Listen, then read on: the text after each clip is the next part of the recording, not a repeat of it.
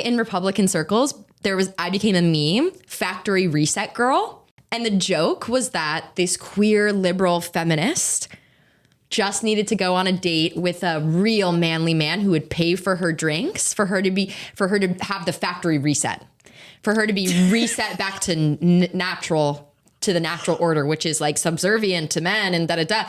And it was so crazy. They like loved me. They were like, we got her back. Like we just, men, if they're masculine, okay, these women, that's what they crave. I was like, it was a joke. Like it was a joke.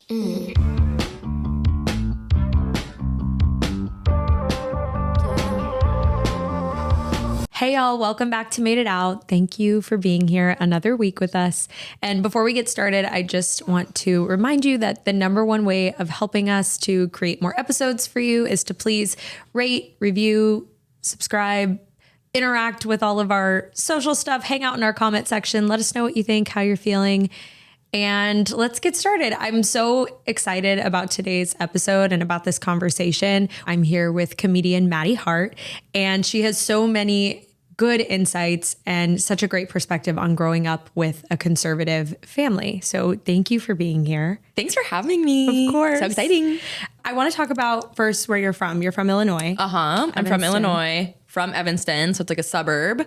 Evanston, Wilmette, like I'm on the border of them. I was born in Illinois. I'm from Naperville. Oh yeah, my cousins live there. So I kind of want to understand the vibe of Evanston, because 20 minutes outside of Chicago, Chicago's really progressive. You wouldn't think that it would be conservative, but I know kind of based on what we're talking about today that maybe your parents are not the most progressive. So tell me a little bit about the town. Like, oh my gosh, what's going on there? Okay, so the town is really liberal. Like it's right outside of Chicago, blue state, all that stuff. My family is extremely conservative, just like my parents. And I was actually born in Virginia outside of DC because my mom would do politics and stuff.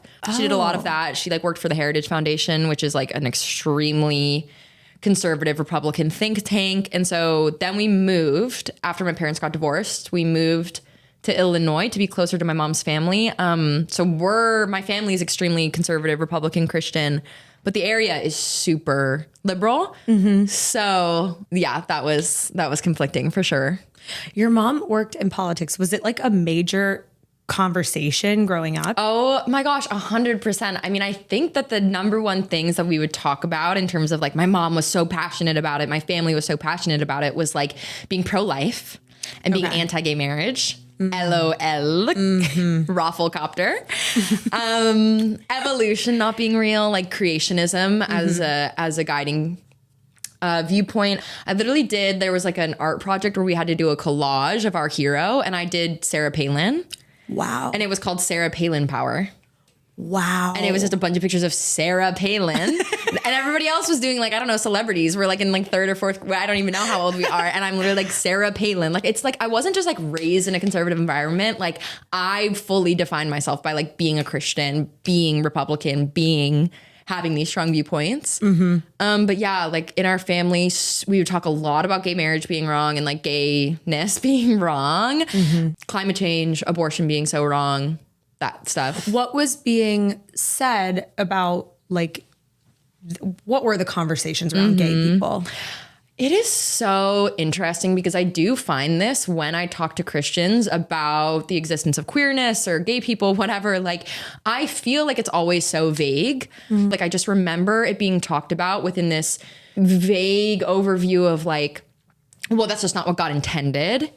Adam and Eve, not Adam and Steve, all of those platitudes, like, oh, it's so vague. It's just not God's plan. When people follow their sinful lusts, they're being pulled into their individual plans instead of letting them be swept up into God's greater, more beautiful plan.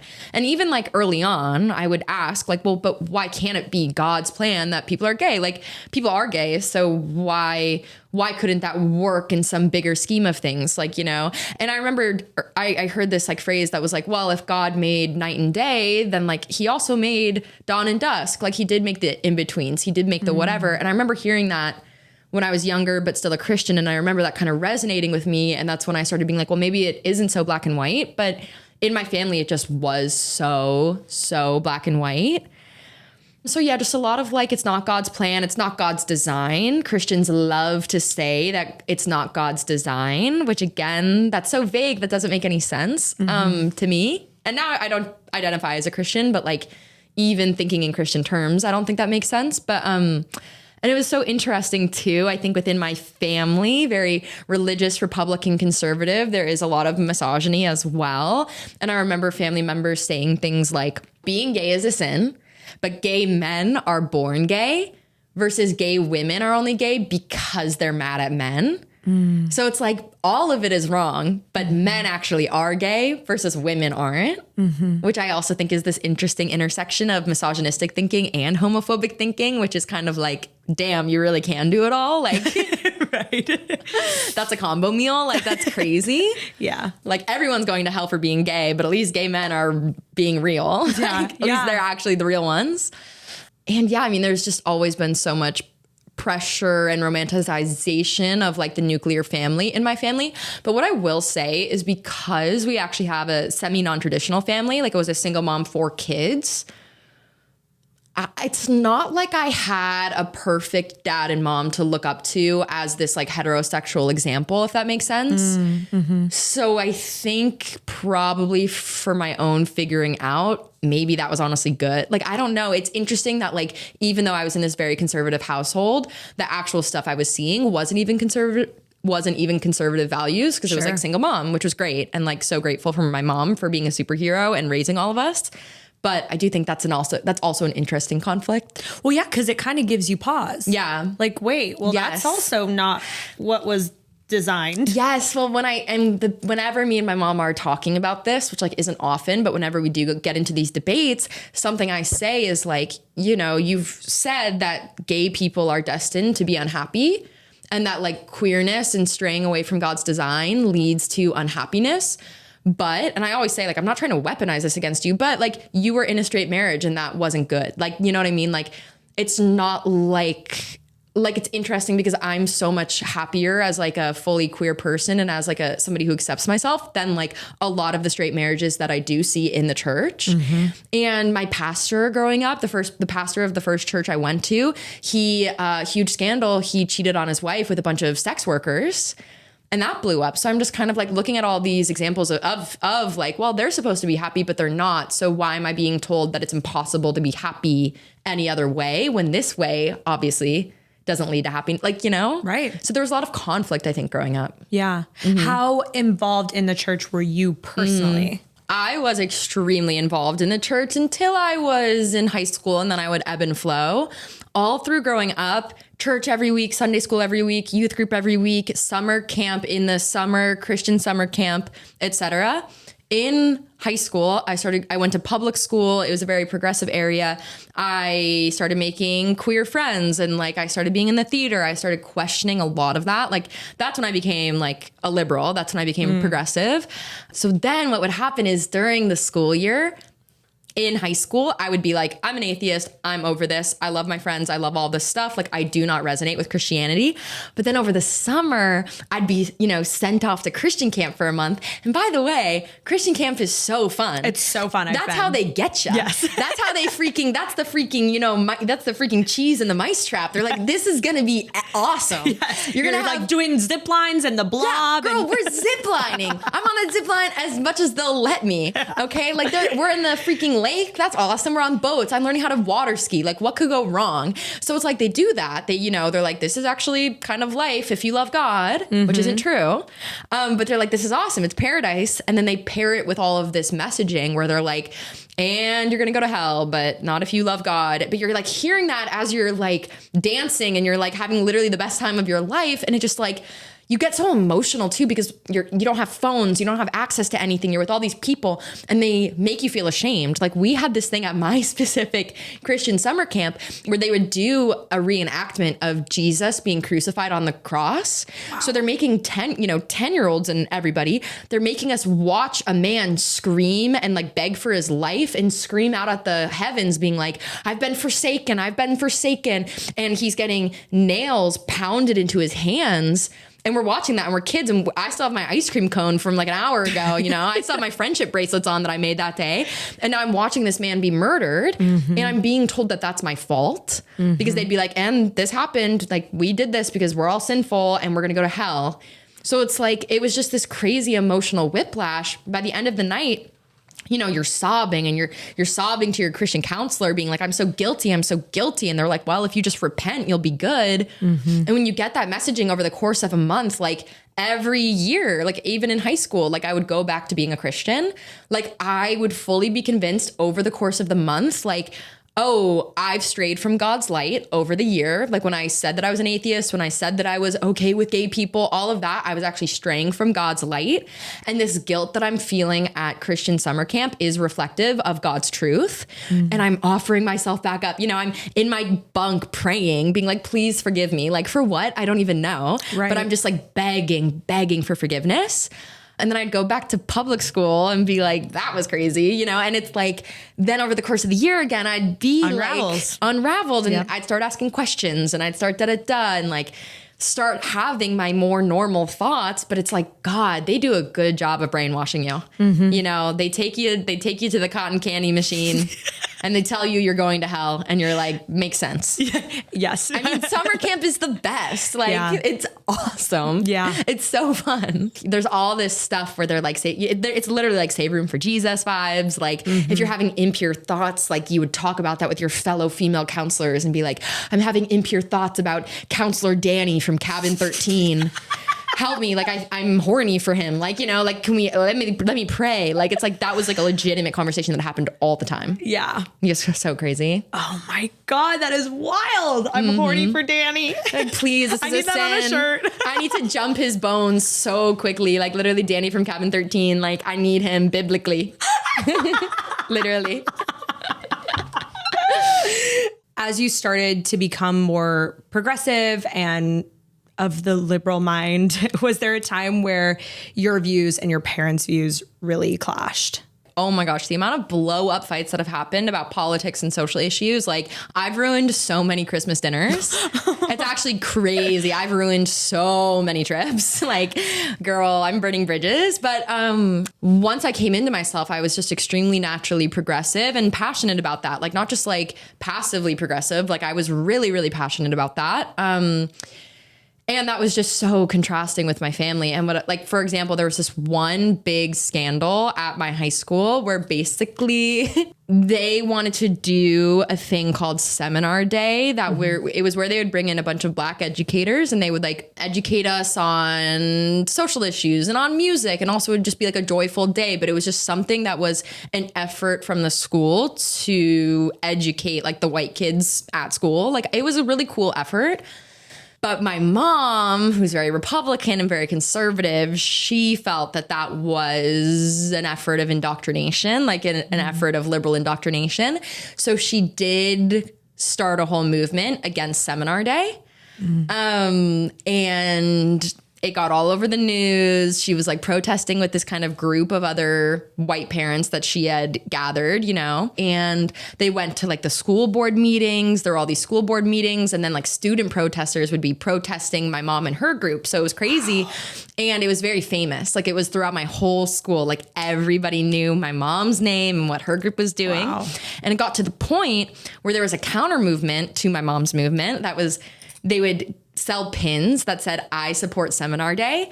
And all of the kids, because again, mostly liberal school, like a school that is excited about this type of education, they would wear these pins all around and I would get dirty looks because people would know like who my mom was and how that was happening. And I just remember one day I showed up wearing an I support Seminar Day pin and people were shocked. Wow. It like rippled through the school. Like it was like Madi Hart is wearing an I support Seminar Day pin. And it was crazy. And I would be at school being so pro Seminar Day and being so like progressive and so outwardly so.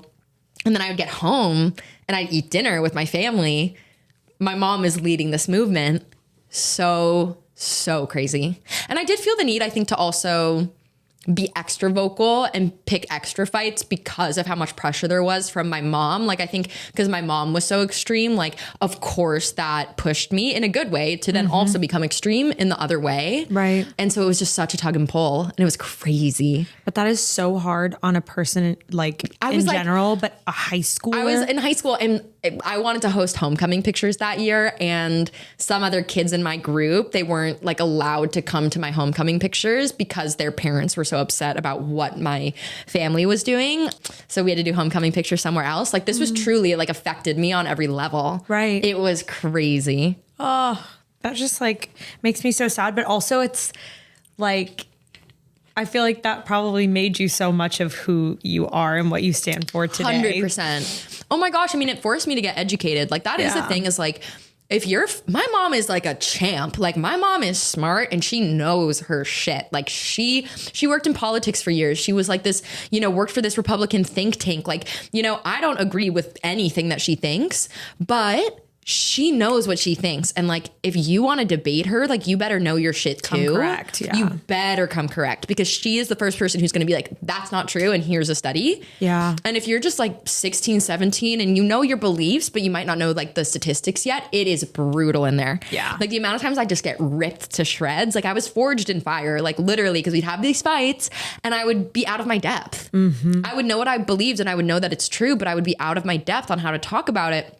And I do think that growing up in this environment made me such a better debater, made me way more articulate, made me way more thoughtful, and made me connect with what do I actually believe, which is so interesting. Yeah. Yeah. But also had to be so fucking frustrating. Oh. Because I know how that feels. Oh my God. Like, I got on Fox News for I made a TikTok that went super viral. It was a joke.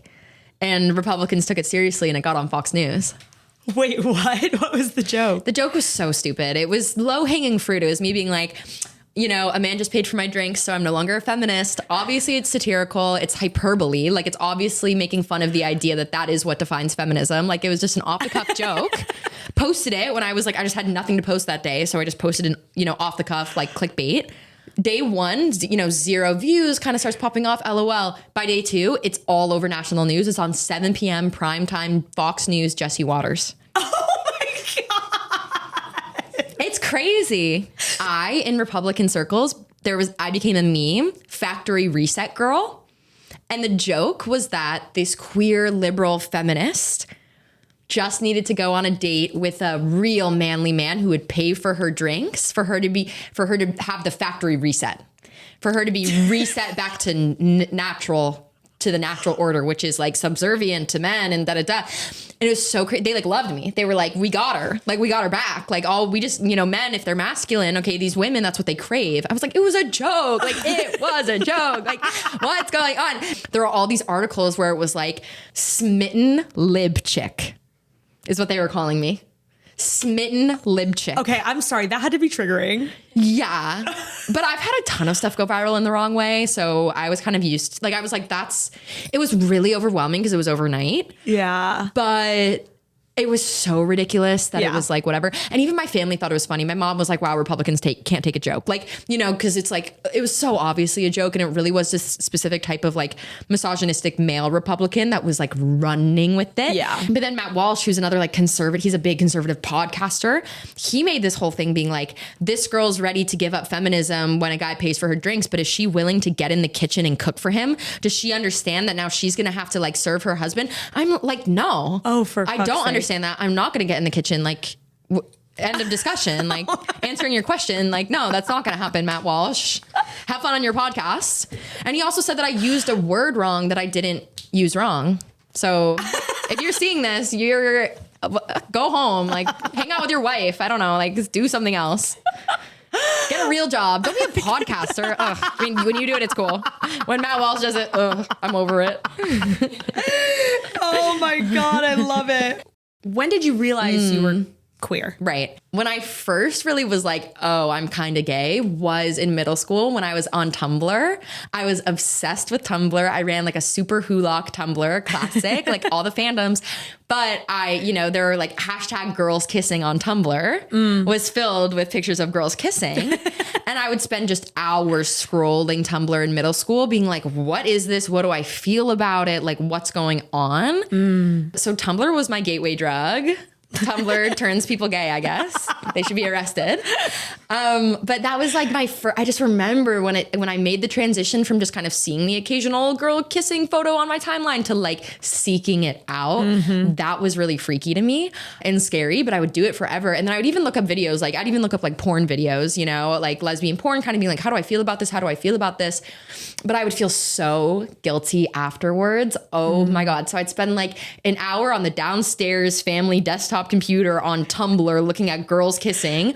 And then I would freak out. And afterwards, I would spend hours on yahooanswers.com posting over and over the same question. Like, if I like girls kissing, if I like seeing pictures and videos of girls kissing, does that mean I'm gay? And I would post that over and over and over, just like hoping for different answers. I was like 12. And of course people would be like, well, you're probably like at least bisexual, or like you're at least bi-curious, like whatever the lingo was. But I just remember being like, please somebody tell me that this is normal. Like, please somebody tell me that like straight girls like to do this too. Right. And I'm sure maybe some straight girls actually do. Like, I don't know, but that obviously wasn't the case for me. And I just remember having these like, I would look at this media where girls were kissing, and then I would feel so guilty and be just Googling over and over, am I gay? Am I gay? Am I gay? Like on a Yahoo Answers burner account. So that was when I first started being like, oh God, like, fuck. But what I would say in terms of when did I realize like, okay, but I actually am queer and this is like an important thing. I would say that because I started becoming comfortable with the idea that I was bisexual, I mean, I really, and this is so sad to say, and I feel so bad for like 14, 15-year-old Maddie, but I just sort of reached this conclusion that was like, but I do like boys too, so I'm just going to choose to end up with a boy. I'm not going to deal with this. Like, I'm just, oh, perfect. Like, I'm just going to choose who I love, which famously you can't do. Actually, sort of research shows and anecdotal evidence shows you can't do that. But I was like, okay, well, I'm just going to marry a man. And like, I know that sounds crazy. Like, looking back on it, I'm like, that's crazy. But like, that, it just literally felt like the only option. Like, I remember in my family, like hearing family members be like, oh, I could never go to a gay wedding. Like, I could never, I could never support a gay kid, whatever. Like, I got in trouble. Oh my God, it's so funny.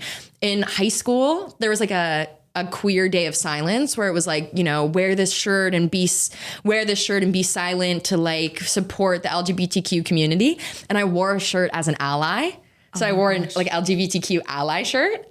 And I got in huge trouble because my mom found it in my laundry. So there was just a lot of that messaging, so that when I started being like, oh, I am bisexual, I just was so 100% set, whatever. Like, I'll never deal with it. Right. And that was truly my plan until I was like 18 and I just really started falling for a girl. And that's when I was like, oh, this isn't something that I can just turn on and off. And you actually can't choose who you like. And I really care about this person and I really, really like her.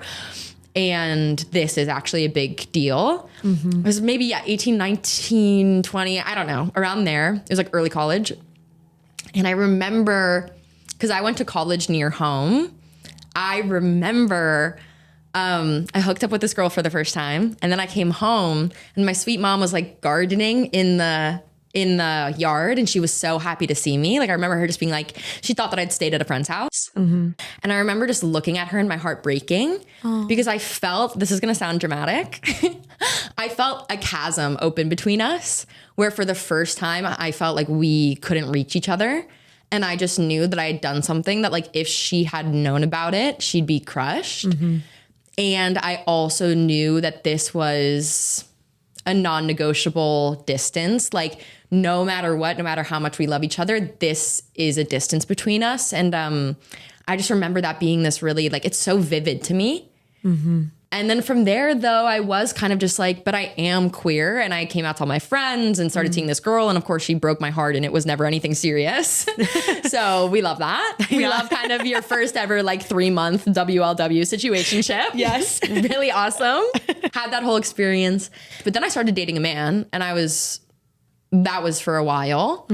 Broke up a few years ago. Part of the reason, not the whole reason at all, but a small part of the reason was I was like, I have so much more of me left to explore. And like, I just don't see myself ending up with like this person when one, I know I'm queer. 2, I don't even know what I like yet. I need to do all this like exploration, whatever. And ever since that was a few years ago. And yeah, I've just been like, I've come so much more into my queer identity and like, there's so much more to go. Like I'm still unpacking this every week in therapy, et cetera, et cetera. But like dating women and dating non-men has been like such an amazing experience. And I'm so grateful for it. And I'm so grateful to be able to reteach myself that queer joy is possible and being queer, being gay, that doesn't automatically lead to devastation just because it's not God's design, whatever that even means. Like there is no inherent this leads to death and destruction, which is what you hear in the church. They say like straying leads to death and devastation, but that's just not true. And I think I've been able to heal a lot of myself through my queerness and through my queer relationships. And like that's healed my inner child, and like giving grace to myself in that respect has allowed me to give grace to other people. Like I have just seen firsthand how healing it is to connect with your queerness, which has like retaught me it's like fixed a lot of what I thought growing up. So sorry for that long answer. No, I loved that. But that's this my journey, so great. you know? Yes, I love it. So as you started to accept your sexuality, did you ever think that you would come out to your family? I would say that in the early stages of like, I'm just kind of casually hooking up with girls and whatever. And I'm like, and I know this is part of me, but I don't really identify with it. You know what I mean? Like, I think at first I really was just like, I'm going to marry a man and that'll be fine, which is such a toxic and sad way to think. But it is just how young Maddie was keeping herself sane. And it wasn't until after this guy and I broke up and I started dating women and getting more intentional about dating women where it became a thing where I was like, oh, I really, this is actually a really big deal to me. I'm really happy about it. I'm really excited about it. All my friends are queer. I'm going to all these queer events. I really resonate with this queer music, queer art. Like this is now, it's something that makes me feel so safe and so confident. And it's allowed me to undo so much damage that I had from growing up. Like it's so healing to be able to connect with that. And it just became a bigger and bigger thing in my life. So then I got to the point where I was talking about it all the time, not necessarily with like my mom, but I'd talk about it a lot with my siblings and it would just come up naturally. Like I wasn't trying to hide it. I never had an official coming out, but I would just kind of talk about it. I'd post about it, like all that stuff, like constantly. So then I thought me and my mom were going to have a huge fight about it, but instead she just didn't like want to talk about it. Oof. Like later she started a conversation with me like normal. And I was the one who was like, I know you saw this video. Like, I know that you know that I'm queer. And she just didn't want to talk about it, which again, like, I want to be so careful not to villainize my mom. Like, it's her first time being alive too. And I have so much love for her and respect for her. And she has navigated so much. But what I will say is that in high school, I think she was a lot more like, would say she wouldn't allow a gay kid to live in her home. So I think I always thought, and I got in trouble for wearing an ally shirt, like all those things.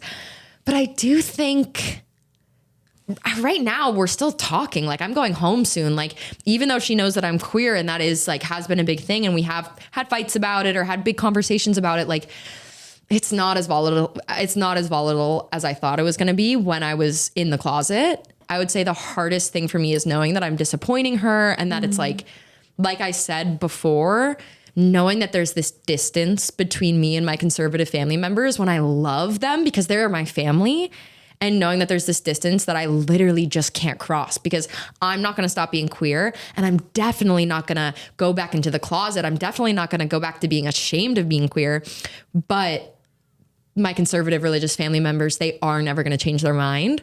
So it's just this like untenable, it's just a distance that I have to come to accept. which is an ongoing process, and I'm in therapy. So I wonder if part of your mom kind of knew a little bit. Yeah.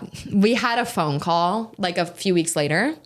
How the kind of coming out conversation ended was just being like, we're not going to talk about it. You know this, but you know, hopefully you marry a man, like whatever, like we're not talking about this. A few weeks later, we had this really deep conversation where she was really emotional and she was like, I love you so much.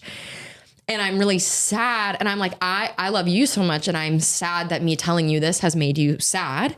That it just is breaking my heart. And she was like, yeah, it's sad, but it's not surprising. And I do feel really sad that growing up, you felt so confused and you couldn't talk to me about it.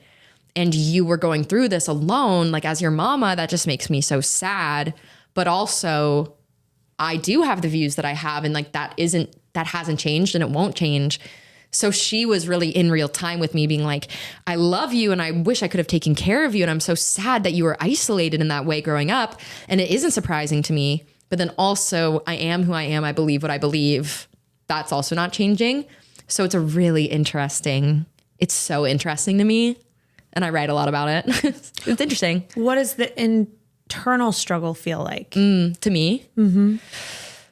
I mean, I think it's just one of those things where, especially as a middle child, I was the problem child. And it's hard for me to not conflate sticking out in this way with being the problem child. And that's a lot of work that I've done in therapy, is being like, I don't know, like I don't want to be the problem child. And it's hard because I carry that identity from childhood. But then also I'm queer and I'm so happy. And it's hard. I think my internal struggle is being like, I never wish that I was straight. That's so boring. And I'm literally so happy that I am who I am. But of course, sometimes I feel sad that there is a distance between me and some of the people that I love the most in this world. And I just think that's what it is. That's really what it is there's just a distance inherently. I was going to say, like, just inherently because of who you are. It's not my fault. It's not anybody's fault. It just like there is just this distance, which is interesting. I have a really hard time holding two things at once. Yes. Like just that thinking in general is really hard for me. Two things can exist at the same time. 100%.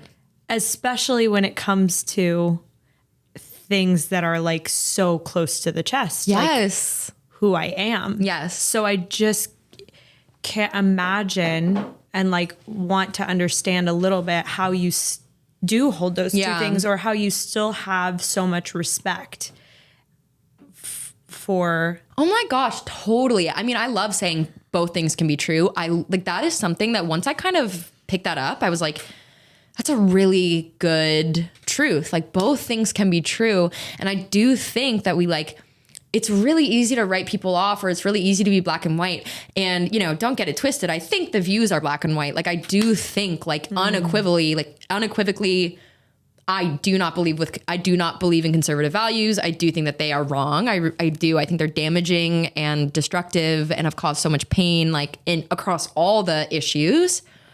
But in terms of people and people doing their best, I think my family is doing their best. Like I do just think that like it's everybody's first time being alive.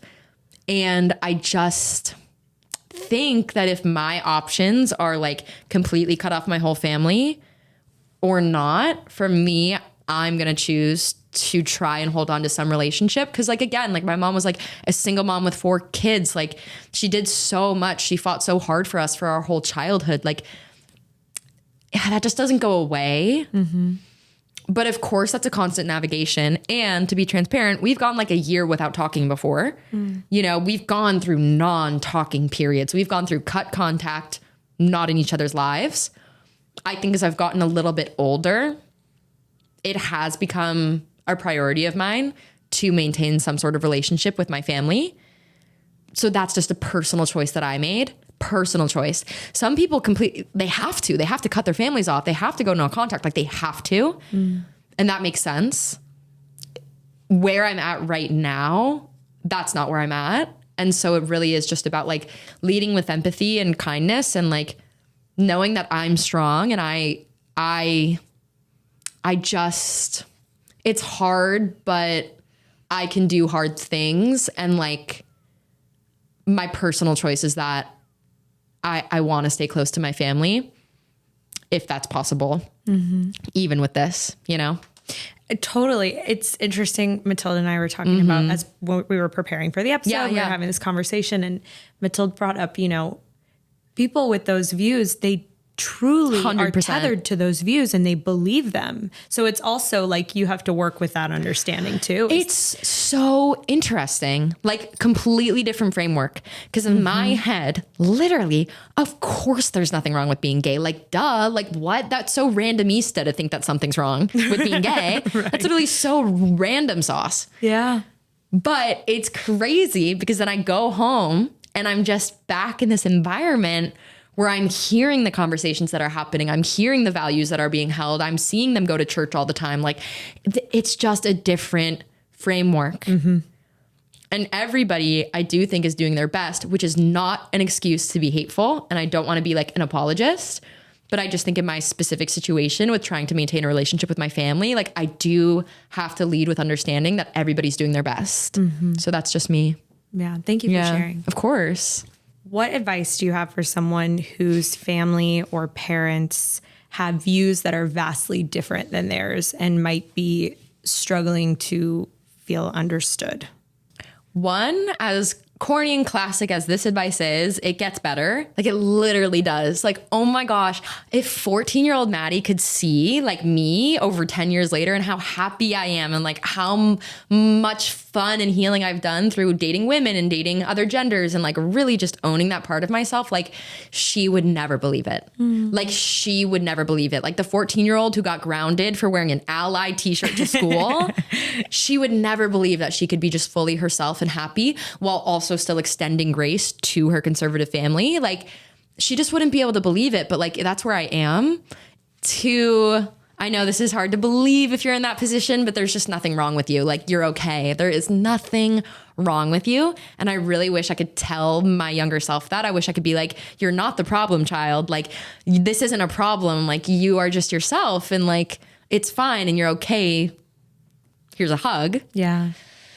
And then 3, I think just this final thing that I'll say is, I think whatever you decide to do with your family is your choice. I think that it's easy to be like, 1, I should stay in the closet and just like never deal with it and like be perfect so that my family can accept me. 2, I also think it's, you know, potentially easy. It's still so hard, but you might be, I don't know, tempted to be like, I'm just going to cut them off. And that is so okay if that's what you need to do, like 100%. But I also think it's okay if you are in an in-between thing, and it's okay if you feel really gray about it, and it's okay if it's evolving. If you want to maintain a relationship with your family because you love them and you think that's possible for there to be a relationship, like that is okay to figure out what that looks like for you. There's no like one-all solution for how to deal with people that you love who don't agree with you, don't accept you. It's so devastating to feel rejected by your family in that way. But things are really complicated and like you need to figure that out for yourself. So do what's right for you. There's no wrong way to handle it, I think.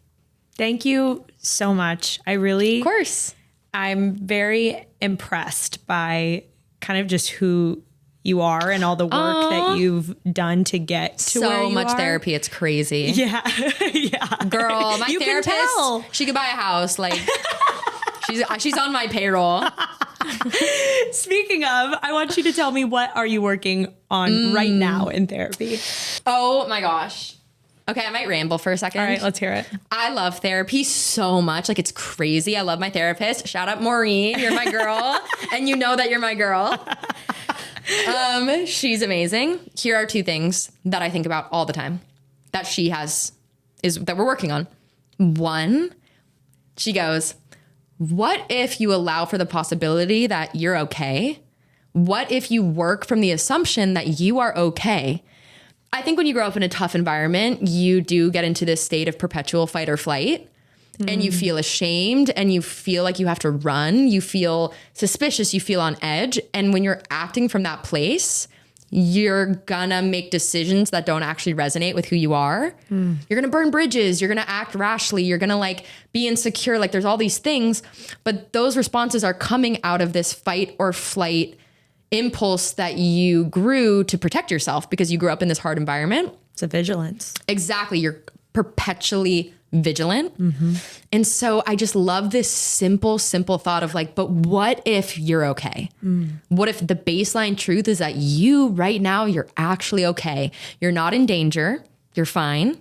And you can operate from that assumption instead of the I'm in danger, who's out to get me, fight or flight, shame assumption. And that reframing in my mind has like done so much for me. It's crazy. Because you'll make decisions different. 100%. You make decisions completely different. And my decisions are so much more myself when I'm operating from a place of I'm not in danger. I'm fine. Nothing's wrong. I'm not going to hell. Like that's not the assumption that I'm going to operate out of. And is that just taking a pause and being present in that? And yeah, I think it's like just noticing it and being able to look at how you're behaving and your thought patterns and being able to parse out like, is this an old mindset? My therapist will be like, well, Maddie, that sounds like an old feeling. That sounds like an old thought process. And what she means by that is like, that sounds like a thought process that you developed when you were living in a household where you felt cloaked in shame and judgment. And when you were still believing in hell, you were operating from that place, but you can actually make new thought processes now. And I love that. I think it's very empowering. And then two, my therapist does this thing. My therapist uses this phrase where she's like, there's always going to be another hook to hang your coat on.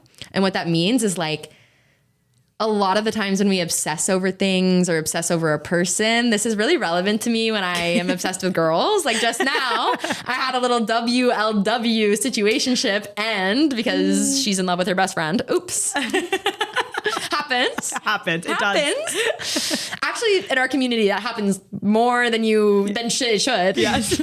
Sort of as a community, we need to stop that. So we all need this piece of advice. Statistics. If you are on the receiving end of that and you've been obsessed with a girl, and she dumps you because she's in love with her best friend, here's what my therapist would say. She'd say, well, there's always going to be another hook to hang your coat on. That girl, that person, could be a job too. That's just a hook. That is something that you're hanging your coat on, and your coat is like my need for validation or like my self-worth, or like, especially for me, sometimes with queer relationships, it's like my queerness, you know what I mean? I'm like, it's so validating to date a woman. And is that actually part of the coat that I'm hanging on this hook? Like, is it actually about this person, or is it about like what I'm putting on them? And I think, is it just the validation, my insecurity? It's my need for this. It's like, oh, I see this girl who's such a self-assured queer person and I want to be that. So now I'm hanging that on her and now I've lost her. So I'm devastated. But is it about that, or is it about my coat? And that has literally changed my life, because now whenever I start freaking out about a job, about my career, about a person, like, I'm just like, is it actually about that? Or is it everything that I'm putting on that? And it helps me take a step back and reevaluate and like right size it, is what my therapist says. She's like, bring it back down to right size. Yep. You don't have to put your whole coat on it.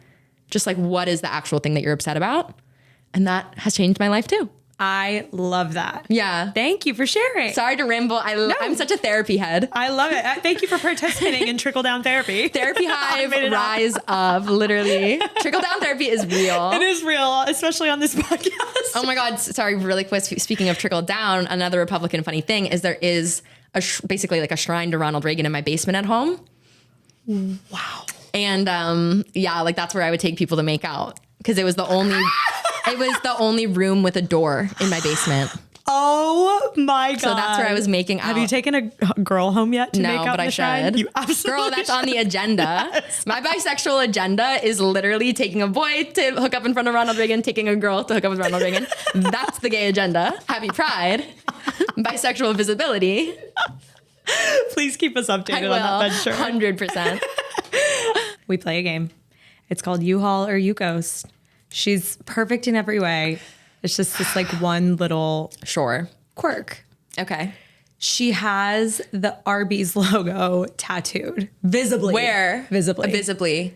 On her body. Oh, U-Haul. That's so funny. That's so fun. Yeah, I kind of agree with this one. That's what I have. I have a little like cow with a cowboy hat on my leg. Like, it's so stupid. Like, it's so dumb, but I think that kind of thing is so fun. It's fun. Yeah. I used to work at Buffalo Wild Wings. Oh my gosh. Do you have a Buffalo Wild Wings tattoo? No, but we had a customer that came in and he had gotten the logo tattooed on his ass and he showed the managers and they gave him free Buffalo Wild Wings for life. So might be like good advice. Okay, no, literally that's perfect. So one, she's savvy. She's actually strategic. She's like, I'm saving money. I go to Arby's all the time. That's thousands of dollars a day. So I get free Arby's by the truckload. And then two, it shows that she's like unserious, which I just like. I like when people... I love, like, and all my friends will get whatever tattooed on their body. My friend Rishi has a lawnmower on his leg and he'll like shave his leg to make it look like a little path to make it look like the lawnmower did it. You know what I mean? Like, I love a funny, dumb tattoo. Yeah. Okay. Love. So she's saying, call me. If you have an Arby's tattoo, call me. My DMs are open. Okay. What about if she likes to have friends on when you have sex? Has she? Oh, I'm sorry. I just got a correction from the team. She has to have friends on. This just in from the producing team. She has to have it on. I ghost. It's okay if it's on, but if that's a thing she needs, then there's so much to unpack. So much to unpack. The psychology behind that. Like, I'm not ghosting for the action of watching Friends while we have sex. I'm ghosting. That's fair. 25% I'm ghosting for that, but 75% I'm ghosting because that like points to a psychology that scares me. Yeah. You know what I mean? Yeah. Not to kink shame, but there's something weird there. I'm shaming that kink. Okay. They have a ringtone that's a song, but it's a Panic at the Disco song. Oh, U-Haul. Are you kidding? That's so... Yes. When I was in middle school, I loved Panic at the Disco. Same. That was like one of my first musical acts that I was passionate about. Like, I was angsty and I was in middle school and I'd listen to Panic at the Disco. So I think my inner child would like that. I don't know. Okay, I like it. Yeah. They're perfect in every way. And Panic at the Disco, please. That's actually a winning combination. I love when it works. It's like, wait, I actually love that's part of it, actually. That's part of the first part. That's part of being perfect in every way. I love that. Yeah. Okay. What if they carry an avocado in their purse everywhere they go because when they go to a restaurant and order an extra side of avocado, they don't give you enough avocado. And so they pull it out of their purse. So then they're like, that's okay. I brought my own avocado. That's a tough one. That's a tough one because my initial reaction was like, they're perfect in every way and they just want to be prepared. Like, that's fine. But the fact that they carry it around everywhere, like, that just doesn't feel appropriate in some situations. Like, if we were to go to like a funeral or a serious event and I'm sitting there knowing that my partner has an avocado in her purse in case somebody doesn't have enough avocado, like, that's not right. Like, that's what I'm saying. It's like inappropriate. And so I think that that's what makes me be like, maybe it's a ghost. It's a ghost. Yeah. This one is my mom. Okay. Ooh. It's fine. I just want to Your mom and I wouldn't be a good match. No, but someone out there will be, Mom. Yeah, somebody's going to be okay with that. Don't bring it everywhere. We're at a wedding and you're like, you get the wedding food and you're like, sorry, I actually need more on this. Wedding especially. That would be crazy. It'd be kind of rude. Like, that's what I'm talking about. I kind of get this one. Yeah. I'm a big avocado person. Sure. And we went to Europe last summer and there was no avocado. And I was like, gosh, she should have brought. This is actually horrible. That's when you need one. My own avocado. Yeah. BYOA. BYOA. Get it trending. All right. What are we cheersing to?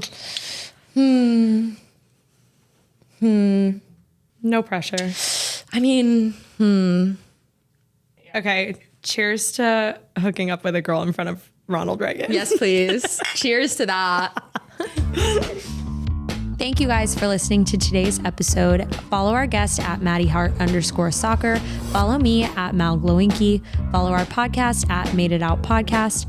This episode was produced and edited by Matilde Jordan and worked on solely by lesbians.